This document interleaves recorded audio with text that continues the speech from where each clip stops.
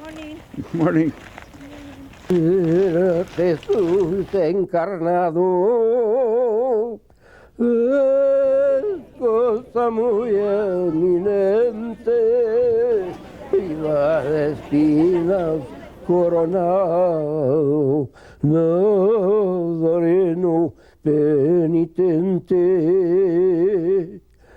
I am one of 4 sons of Edwin Berry, Edwin Baca Berry, who erected this monument. From what he told me, it was the fulfillment of a promise of his surviving the Second World War. So he made it back home safe and sound as he had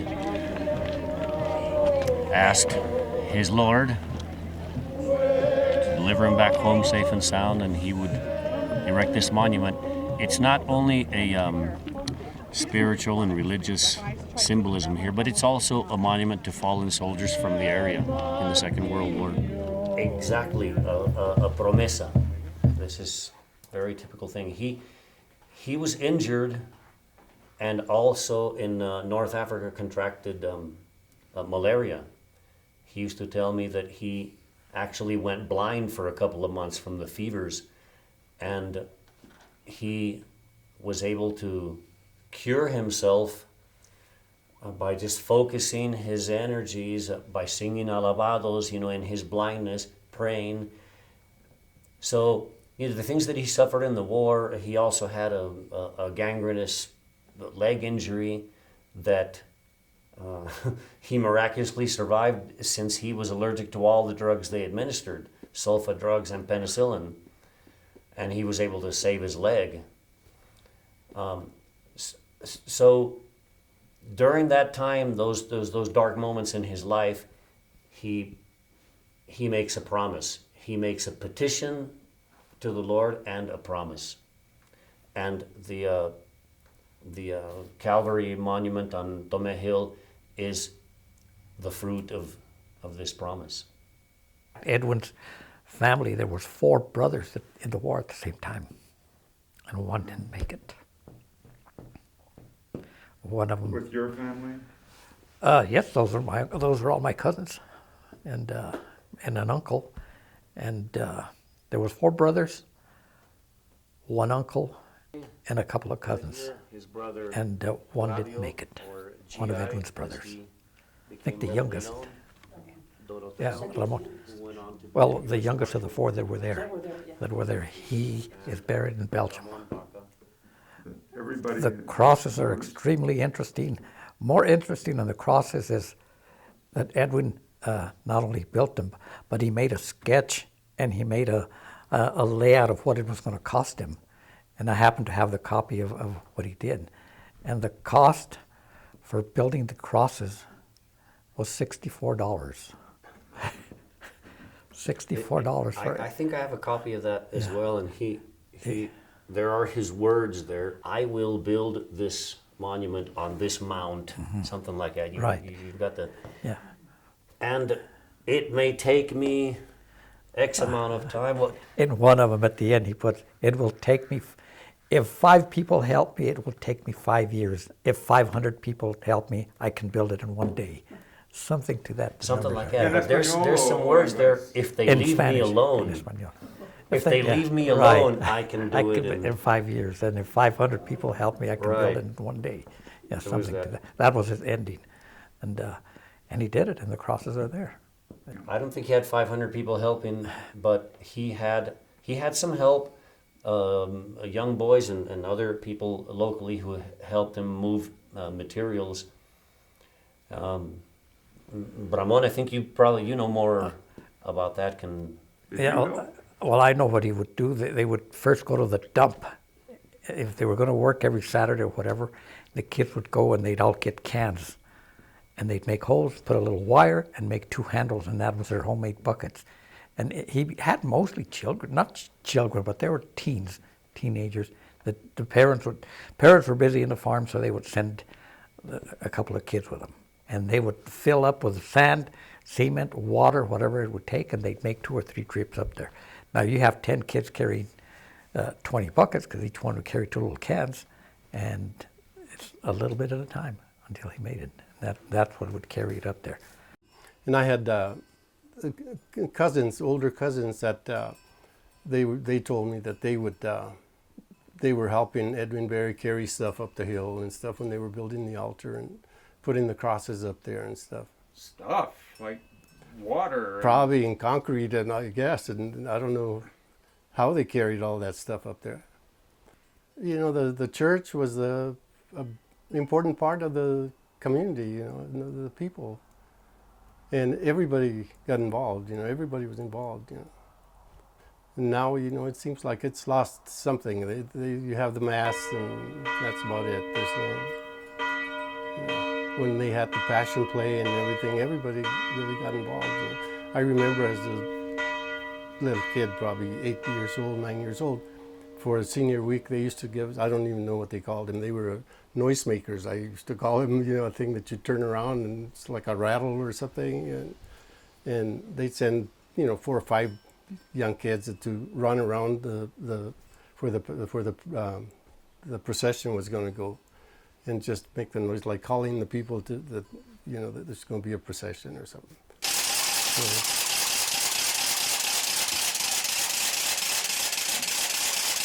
But those things that we ran around with were big, real big, you know. Your dad was involved with the church? Yeah, he was involved with the church, and I know that he did a lot of work for the church, like the crosses on top of the hill, all the metal work that he did. He did the metal work on the crosses. I really don't know how much he was involved, but I know he made helmets, and he made the spears. And this is the kind of spears that he made for the Passion Play, but they took a lot of time in all this stuff. That's elaborate. Yeah. I just, I sort of wish it was still like it was back then with the Passion Play and everything for Easter, because it was, you know, I think people were more involved, you know, and, but you know, everything's changed so much that, you know. This monument was used all in the Passion Play that used to be held here in the plaza in Tomé. So I guess for the final scenes of the crucifixion, the certain actors actually stood on the little pedestals there, and they dramatized the crucifixion scene. I know personally I would have enjoyed that, seeing the, you know, play here with people on horseback and with all the costumes and especially like the Roman soldiers, the centurions. I know as a kid we used to play with the remnants of that. We had a couple of shields that were marked with a red cross, like the Crusaders' shields, and they were lying around the house, and we used to play with those things when I was a kid. Did the Passion Plays end here, at least in the grand dramatization? I can't answer that. That was way before my time. I don't know, it may have been a new priest, you know, and it may have been that he had already put up the crosses on the hill, so it was moved to the hill. And That really was is a there. Passion dramatization.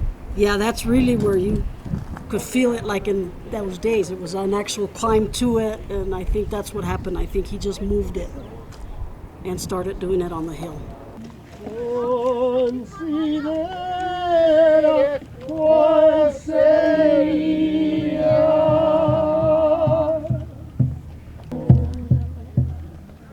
el martirio, el martirio de María. Oh, María.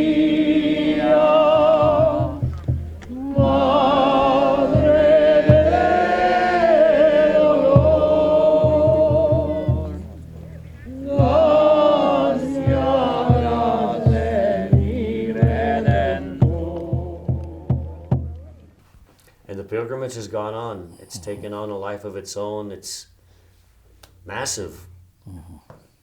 Many more, thousands and thousands of people come.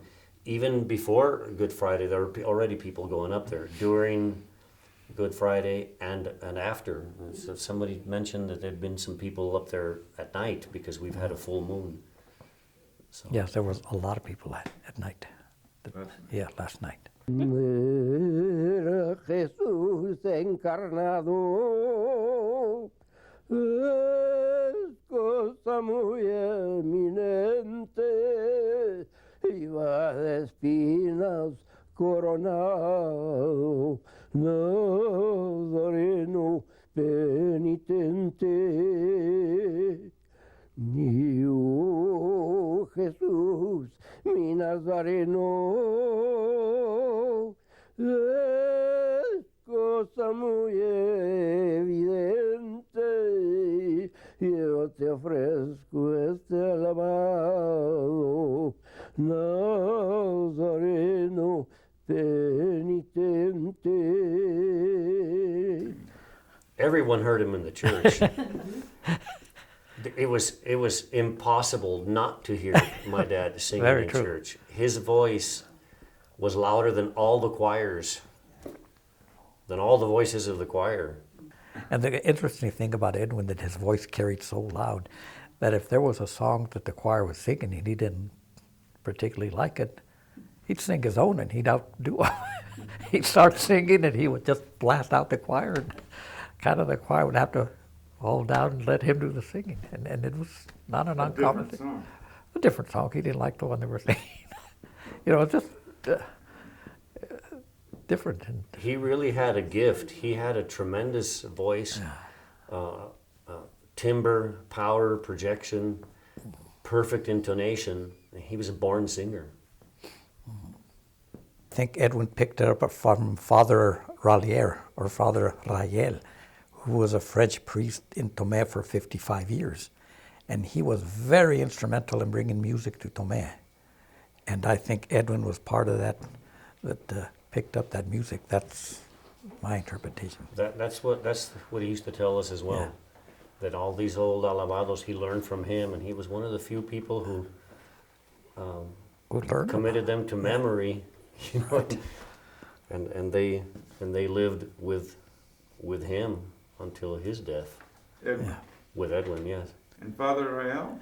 Father Rael actually published 5 music books in the 1800s. And that's where Edwin, I think, picked up a lot of the songs. And I know that's where he picked them up. So Was he from here? Father Rael came as a French priest in 1800s, 1850s, when New Mexico became a diocese of this area. Father Rael was brought in from France, and he stayed here in Tomé for 55 years. They called him El Padre Padre Eterno. Eterno, the eternal priest or father, because he was here for so long. And I think there's a photo here somewhere. Yeah. Right? Yeah, and the interesting part is that his real name was Father Rallier, French name.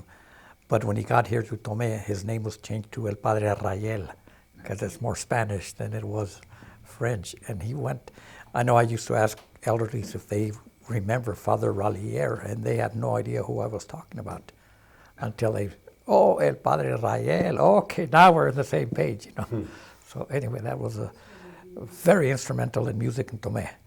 And Edwin just followed up where he left off when he passes. Edwin kept on memorized the songs and was amazing for singing old songs. Did Father Rael sing himself? He sang himself a lot. And he was, and here I go give more history. He's the one that made the choir lofts in the church. He had 3 choir lofts built, one for the women, one for the children, and one for the men. He brought 3 organs from back east, from Missouri, and he placed them in different places. One in the church, and one was given to different families so they could practice music, so they could play in the church. Father Rael, at one time, he would document a lot of things. At one point, he documents when he takes a group of children up there and they're going up the Tomé Hill singing patriotic songs. It was during the Civil War that he climbed that hill, and there was supposed to be a battle in Peralta, and they were hoping to see that battle from the top of the hill. And he talks about the songs that they sang. So it dates back that, somebody was writing about it. Edwin was also influenced by a very important lady here in Tomé, Felicita Montaño. She was, Edwin, she was the one I think that would push Edwin a little bit harder into singing, and she was quite a lady, and she would give him second when Edwin was singing in the choir. She, a very well-known lady, Felicita Montaño Cedillo was her name. Was she a musician? Yes, she was, in her own right. In the choir? In the choir, yes. And I think she had Could you one. say something about her? She lived right next to the church. She was eccentric. Eccentric. She had a chapel there. She was not sure if she had one of the organs. At one point, she could have had one of those organs that Father Rael brought. But yeah, she was just, I think everybody in Tomé that grew up in my era knew exactly who she was. You mentioned that name and they, whoa, yes. Oh, yeah. And,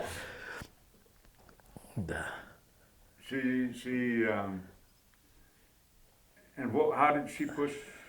I think she was part of what Edwin liked. He liked history, he liked art, and he liked pictures, and she had an archive of old pictures here in Tomé, and she knew who was related to who, and I think that's where Edwin he would go to her a lot of times.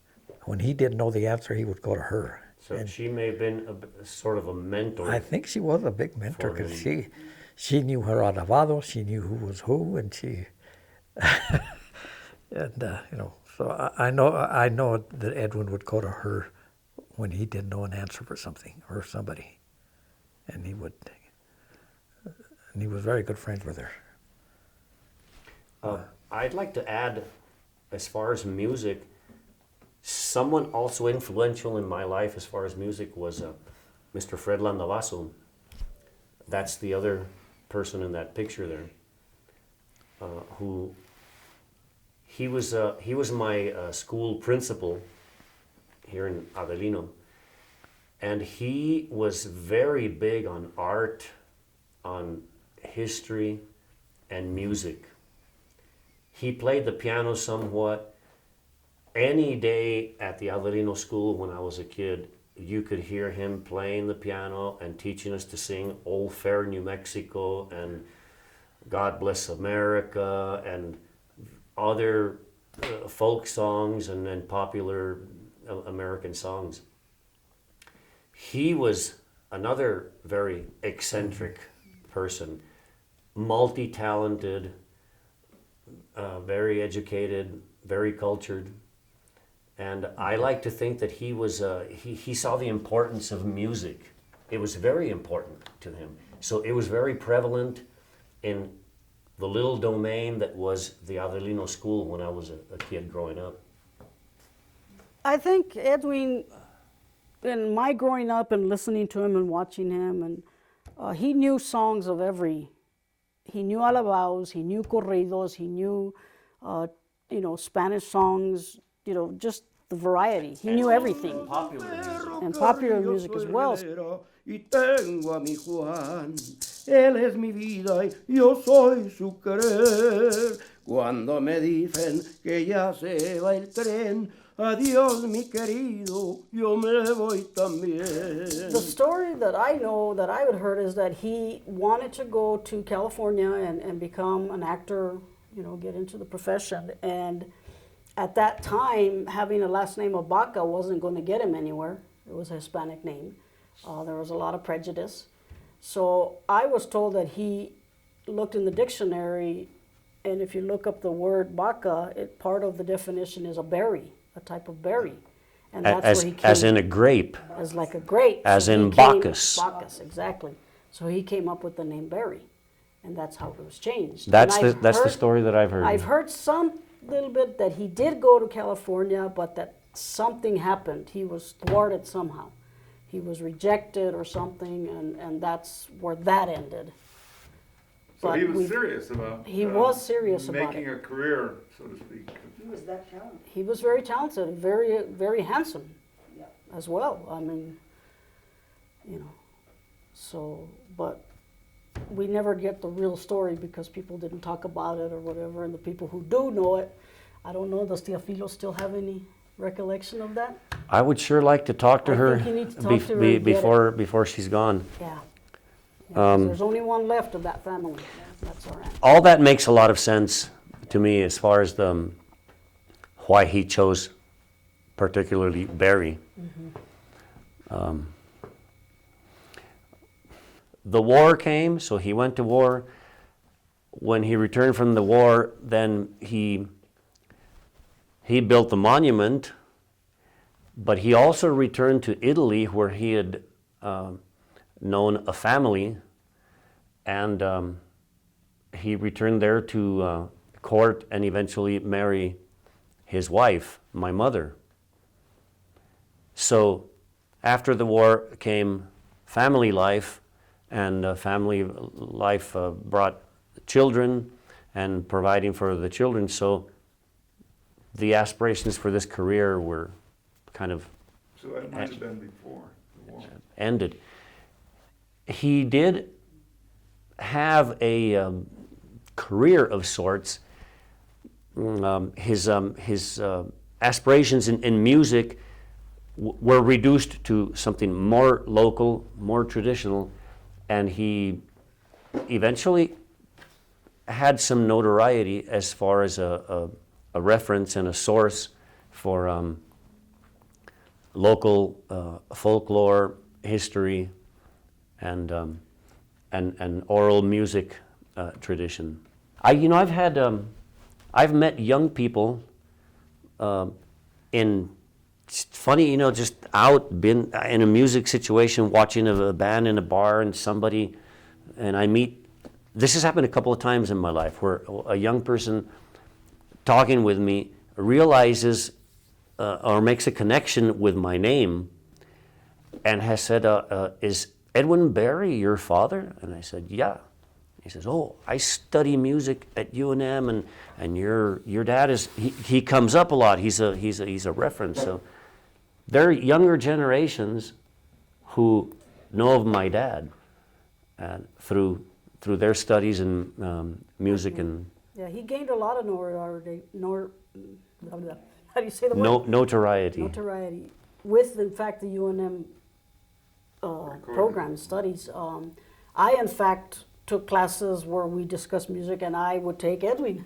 That was my contribution to the classroom. We would go and he would sing and talk about the music, and and a lot of other students did as well that happened to know him, or so he would go and he would give presentations. So his name was well known within the university.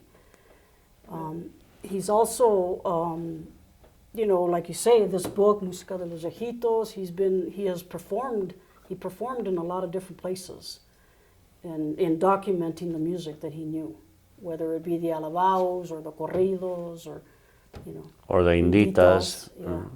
So he did have a slight career, because for some of those he would get paid. I would take him and I would pay him or whatever. So he made some money. I think in Edwin's case, he may have aspired to be, a singer, an actor, whatever.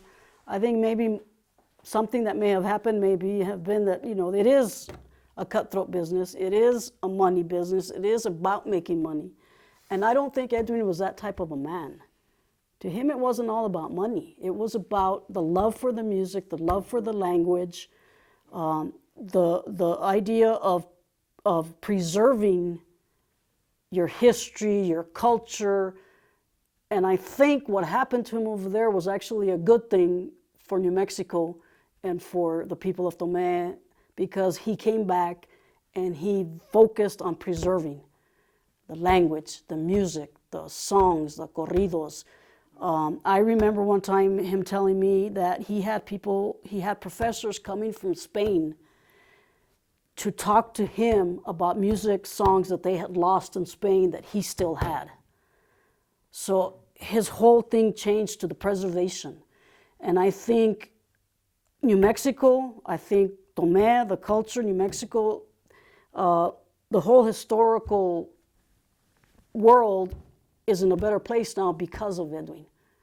Because we do have those things preserved that other people just lost.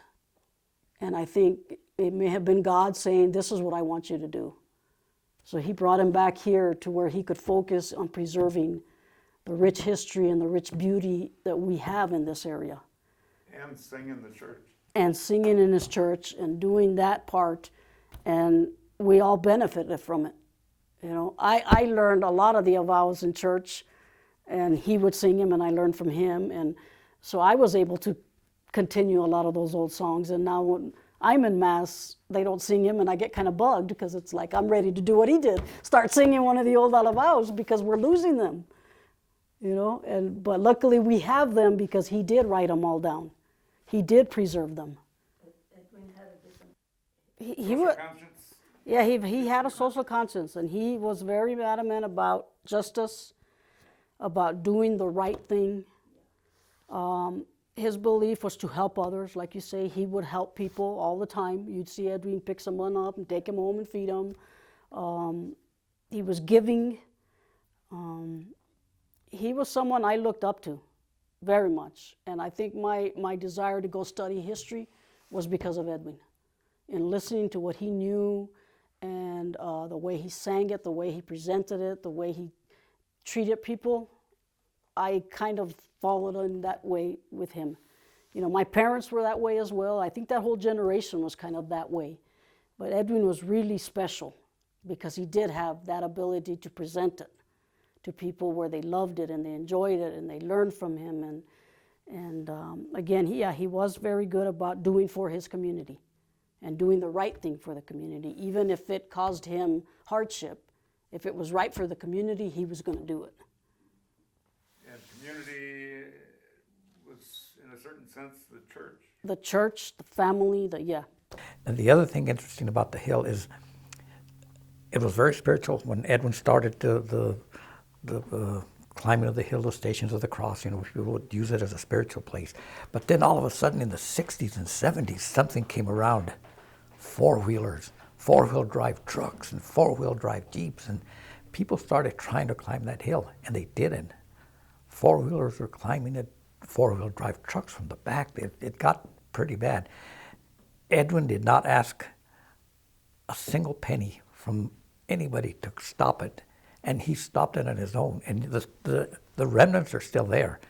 He used rocks and wires, anything, and concrete, but he poured concrete everywhere he could, and just on his own, he actually barricaded it and stopped. Chunks of concrete from torn up sidewalks that he would get his hands on.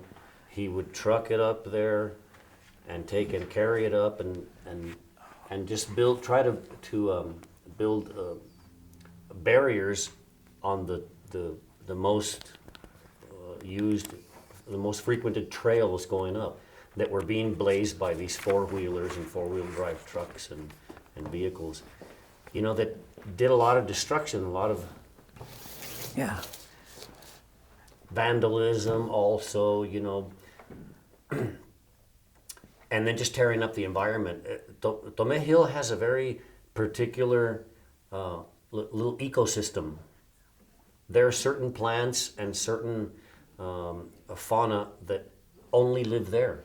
They don't live in the surrounding valley or the surrounding hills because of its geology. So wherever the trails were starting to be prominent, he would build these barriers with junk and with concrete. Did he try to communicate to the wider community why he was doing that? In other words, ultimately to communicate to the people who were doing it. I think word just got around when they started seeing somebody putting rocks, and all of a sudden they couldn't climb it until they figured out, I know who's doing this. And for some reason, that's to protect it. You know, I keep thinking, what could have happened to the hill? And I know somebody's going to talk about the little history of the hill and where it's been. It got lost for 50 years. And what could have happened had it not been for those crosses? I think when it got bought, they were afraid to develop it because of the fact that it was a spiritual place. And I think they were going to have a revolt if something was to be carved up there, put a big restaurant, tower, a phone tower, who knows what they would have had up there now, But it was those crosses that Edwin built That's true. that kind of kept it from developing into something that, easily it could have had 10 towers right now. I have a funny anecdote that I would like to add because it's pretty funny to me. In my adult life, I've dedicated myself to singing mariachi music. And on one particular time, I went to see some friends in a club in Albuquerque. They had a trio. They were called Trio Latino. So I heard they were playing there, and I went to this club and just hang out, maybe sing a song with my friends. And so I did. They came around to my table, they recognized me, and they invited me to sing a couple songs with them. And as I did so, there was another table next door. There was 3 gentlemen there, all Hispanic. I obviously don't look Hispanic, so that's a point here. And they saw this gringo singing really great corridos with this trio Latino. And after they called me over and they said, you sing pretty good for a gringo. And so I had to explain to them my story. And as I'm explaining, one of the guys peered at me curiously and he said, is your dad a man named Edwin from Tomé? And I said, yeah. So he proceeded to tell me that when he was young, he lived in the Valencia area, and my father was the director of the choir in Valencia at that time. And this man, as a boy, really wanted to sing in the choir, so my dad did his best to accommodate him. So in this man's own words, he says, I couldn't carry a tune in a bucket. And your father was very patient with me, and he said, okay, you can sing, mezzo, alto, or something, with the women here. But I just threw them off. So then he says, well, try singing, the soprano with the younger kids here. And I threw them off. And then he said, look, just try singing a little quieter.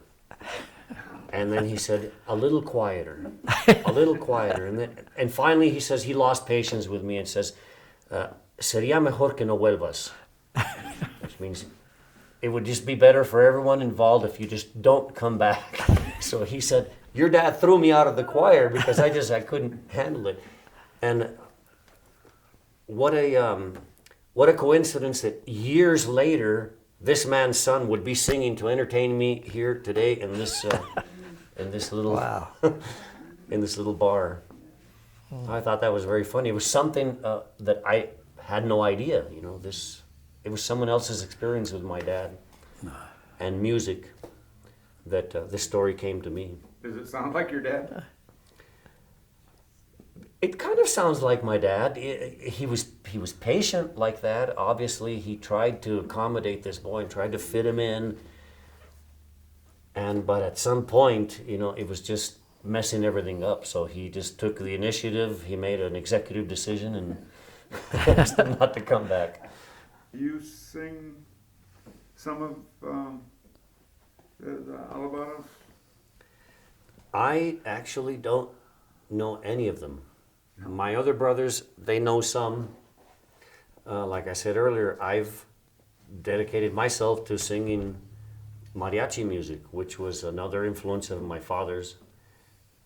He liked all kinds of music. And there was always music in the house. And here in the area, this is New Mexico, Nuevo Mexico. So many of the Hispanic people, even though descendants of Spanish settlers, identified more with the Mexican culture.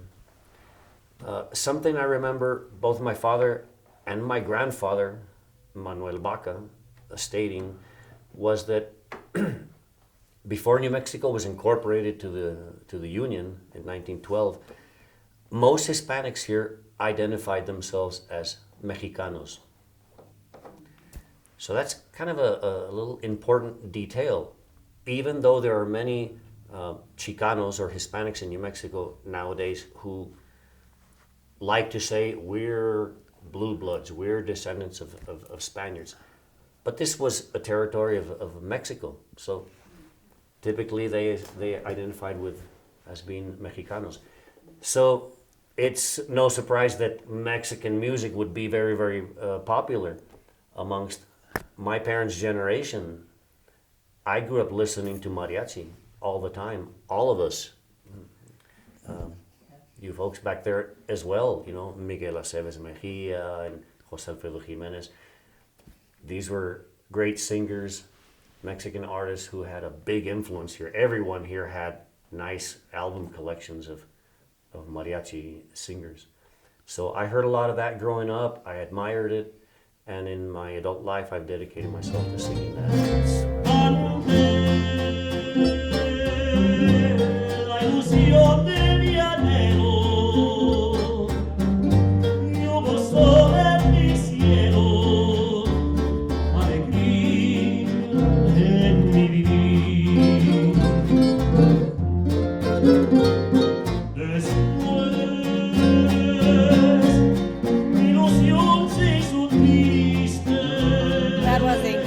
Yeah, we've known Romano for a long time. In fact, my granddaughter ever since she was little, she was only like 4 years old, she would want to come to all of Romano's singing. Romano, his father started for Good Friday. Stations. There's the hill up there, the three crosses. So he started like the stations of the Bible, his father. You know, and after he died, it's never been the same. There doesn't seem to be as much respect as there was before, because he used to go with so much devotion to the hill. Yeah, I used to go all the time. I used to do the Stations of the Cross going uphill, and it was very, very nice. Edwin's idea? No, it's just that what he did is still here. And my whole thing is, if he hadn't have done that, what would it have been? I don't know. So I think it's something good. It's something we have to treasure and go from there. Estaba el señor Don Gato sentado en su silla de oro, gastando medias de seda y zapatos colorados. Cuando llega su compadre, le dice si quería ser casado con una gata morena que andaba sobre el tejado.